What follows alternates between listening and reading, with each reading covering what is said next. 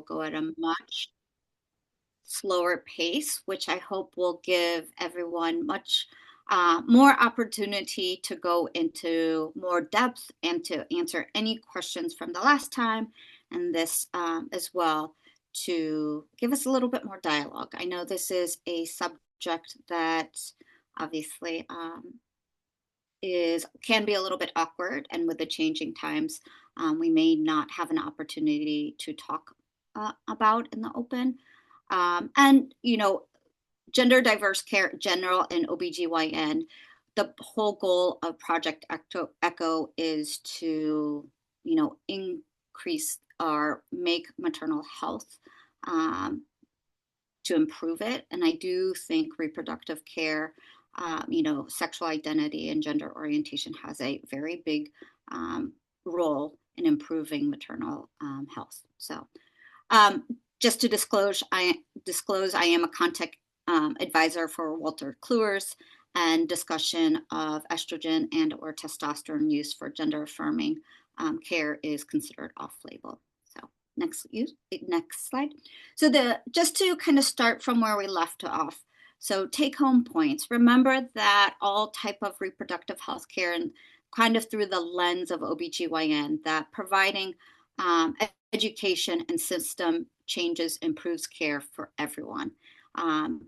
This is through all gender identities for all of our patients, to be inclusive of everyone. Okay. And to stay focused, the same health issues that impact cisgender health, cisgender health also impacts transgender health. And just as we do with all of our patients, to routinely discuss family building options, fertility preservation, and contraception.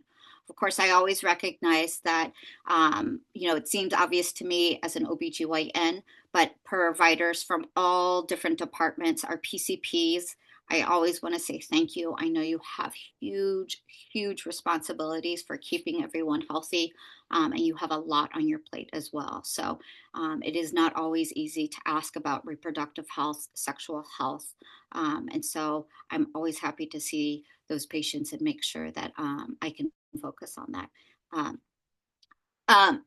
And some of the take-home points also today is to normalize how we approach all patients, and to make sure that we're just not saying this is for only a certain population. Really, if you take how you practice and apply it to everybody, that you will see that normalizing how you practice will be much more, it will be able to take care of everyone, okay? Again, the lens of taking care of adults who will be able to individually express how they feel and how they identify. I do want to say that gender affirmation, how their transition is different for every individual, okay? And that persons may be in different stages of how they identify, who they are sexually attracted to, and how they may be expressing themselves in that day, at this time in their life, each time that you see them. And that how they are expressing themselves at this time also influences how they are in their social part of their life, psychologically, and kind of where they are in terms of their biologic aspects, in terms of where they are in reproductive, where they see themselves in this time in their life. So it is very in this moment, okay? So 2 weeks ago, we talked about gender affirming hormone therapy, and I wanted to take this slide to just think about and have a little bit more time to discuss testosterone affirming therapy. So in someone who is assigned female at birth, so has uterus, have ovaries, what does testosterone do?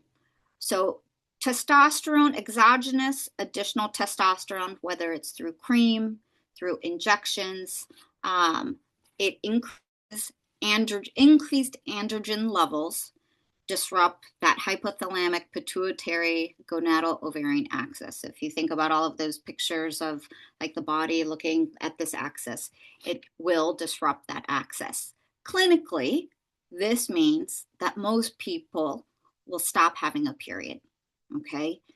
At the cellular level, if you took a biopsy of the endometrium, you wouldn't necessarily see inactive tissue. So it's not necessarily like a postmenopausal endometrium. You may still see a little bit of activity, so the proliferative endometrium, but you wouldn't necessarily see like the secretory endometrium of a post-ovulatory. So what I'm trying to say is there is still some activity, but it's not the postmenopausal, but it's not also the post-ovulatory where you would see progesterone, okay? The second point is that it's also when we think about, well, why wouldn't, all right, so a person taking testosterone no longer has periods, they must not be ovulating. I would say 50% of the time you're probably true, but anovulation is not absolute. If you think of, again, like PCOS or somebody who has congenital adrenal hyperplasia, where androgen levels are high, remember that we all probably, if you are in the women's health field, PCOS does not mean absolute anovulation. It usually means anovulation. You don't produce an egg, but it is not complete. So patients who are using testosterone affirming therapy usually have no periods, usually do not ovulate, okay? Stopping testosterone may or may not reverse effects.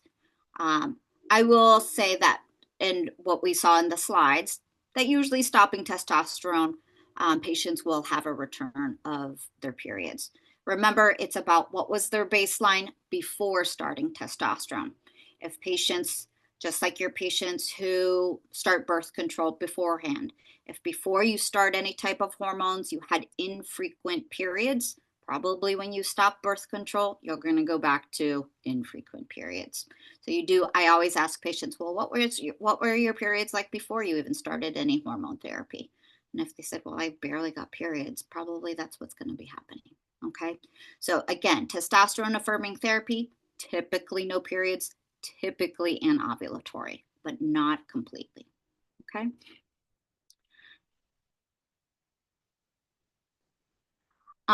This is again a slide just to remember about contraceptive use in patients who may identify other than female. Infertility is not absolute or universal in transgender people who are using hormone therapy. All transgender people who have gonads, so ovaries or testes, and engage in sexual activity that could result in pregnancy should be counseled on the need for birth control. Gender affirming hormone therapy alone, so the use of estrogen and assigned male at birth or testosterone and assigned female at birth, is not a reliable form of contraception, and testosterone is a teratogen that is contraindicated in pregnancy. And when we say a teratogen, it does not change chromosomes, but it will masculinize a pregnancy that has XX chromosomes, right? All right.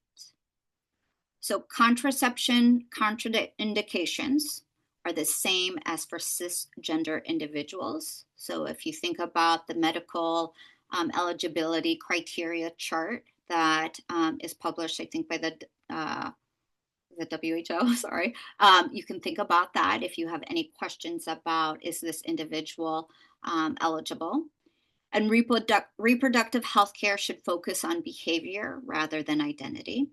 So remember that persons with a uterus or ovaries who are taking testosterone, who have sperm exposure, can get pregnant, but also keep in mind that persons with a penis or testes who are taking estrogen can also impregnate a female-bodied person. In our last discussion, we had talked about persons who are using estrogen and their sperm counts. And again, the generalization that yes, sperm counts usually do drop while a trans female is taking estrogen, but they can come back. And so again, remember that most you can, anovulation or sperm production is not, or decreases are not absolute. So contraception is a requirement. And so I put the 5 Ps, of a sexual history, because again, this is what it all comes down to, is you do need to ask a sexual history. You do need to ask, are patients having sex and who are they having sex with? And this is where I feel like as a gynecologist, I do have the time to ask these questions. And sometimes they do need to be a little bit more detailed, and I'm smiling only because, I asked this to everyone. And I had a 77-year-old woman the other day laugh when I asked her this, but I think she was thankful that I asked. But she was laughing and she said, like, Rebekah, my PCP doesn't ask this. And I said, well, I am. And she was just laughing and she was grateful that I asked. But asking again, are you sexually active and who are you having sex with? Are your partners male-bodied or female-bodied? Or sometimes I'll just say other-bodied. Do you have one partner or do you have more than one partner? Does your partner have other partners? And you would be surprised, actually, if how many people will say, I think my partner has other partners. And again, that leads you to other questions about screening for STDs. Asking about, someone will say, well, I'm not sexually active now. How many partners have you had in 6 months or 12 months? I usually will pick a time frame. But in 12 months, they might say, I've had 6 partners. I'm not currently sexually active, but in 12 months, I've had 6 partners. And again, the question about who have you had partner, like in those 12 months, have you had both have you had sex with male-bodied or female bodies or both? And if you're sexually active, do you have vaginal, oral, or anal sex? All of the above. Again, some patients will say, I only have anal sex. It doesn't mean they don't need to be, the question is, do you do screening for STDs, but you do it collected from the anus? What do you place internally? Fingers, toys, objects? Do you have penis and vagina sex? You ask about safety. Are you having sex in exchange for drugs, or anything like that? And then protection. Are you using a barrier method? All of the time, sometimes, most of the times. Do you have your HPV vaccine? Are you a candidate for PrEP or even PEP, so the post-exposure prophylaxis? Do you want to be tested for STD? And then talking about pregnancy intention.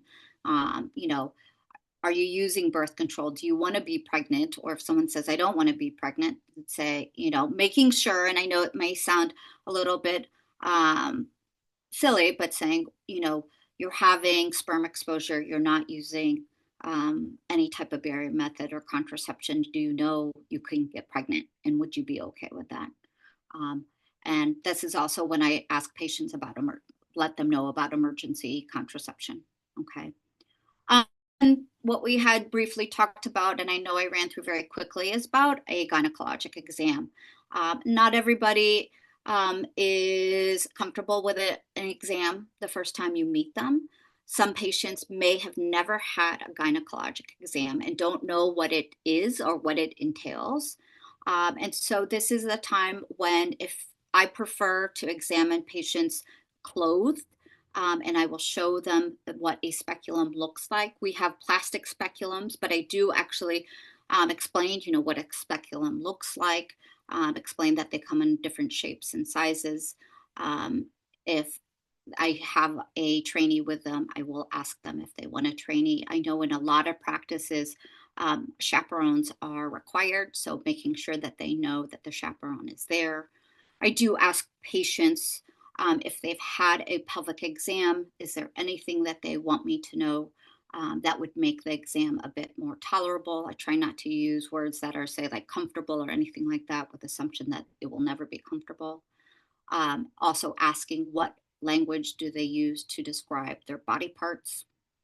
And if a patient would they like to insert the speculum themselves?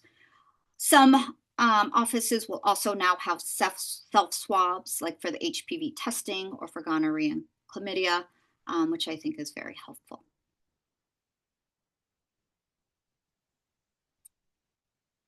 And we talked about the health maintenance, and this is also to remember that when you're doing your sexual health and assessment and thinking about doing a gynecologic exam, does everyone need a pelvic exam? Not everyone. And I will do an external exam, again, just looking for and assuring people it's for anatomy, making sure that there's not any like genital warts, especially if they have external touching or just looking around the anus, but not everybody does need an internal exam. You do not need a pap smear if you do not have a cervix. But if they do have, remember that if you do have a abnormal pap smear, but have had a hysterectomy for an abnormal pap smear, you still need a vaginal pap smear appropriately. Okay. And then again, using appropriate language. And again, I start this with everyone. I do, depending on listening on how they describe their body. If they are using gendered language to describe their own body or how they've already identified, I will use gendered language. If they are using less gendered or kind of equivocal language to describe themselves and how they identify, I'll use less gendered. But again, if they have described themselves as non-binary and have used their own language that is very or least gendered, then I would use the column on the right. And again, the language is changing, I will tell you. And that's why listening to how your patients describe themselves is very, very helpful.